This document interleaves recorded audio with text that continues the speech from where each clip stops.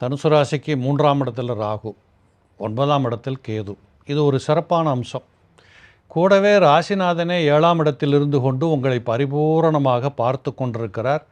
எந்த விதமான ஆபத்து, சிக்கல், சிரமங்கள்லையும் போய் மாட்டிக்கொள்ளாமல் தப்பித்து போகின்ற வாய்ப்புகள் உங்களுக்கு பரிபூரணமாக இருக்குது. ஆகையினால் 3ஆம் இடத்தில் இருக்கக்கூடிய ராகுவை பயன்படுத்தி கொஞ்சம் கடினமாக உழைப்பது, கொஞ்சம் அகலக்கால் வைக்கிறது, இன்னும் கொஞ்சம் இதில் ஜெயிச்சு காட்டணும் அப்படிங்கிற மாதிரி முயற்சி எடுக்கிறது, இது எல்லாமே இவங்களுக்கு ஈஸியாக வந்து கையில் சேரும். சில வரவுகளையும் கைப்பற்றி கொள்ளக்கூடிய வாய்ப்புகள் உண்டு.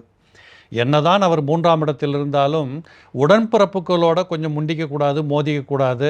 சொந்தம்னு 4 பேர் இருந்தால் தான் நம்ம சம்பாதிச்ச பணத்துக்கும் நமக்கும் ஒரு மரியாதை அப்படிங்கிறத சற்று புரிந்து கொள்ள வேண்டிய காலச்சூழல் இவங்களுக்கு அழுத்தமாக இருக்குது.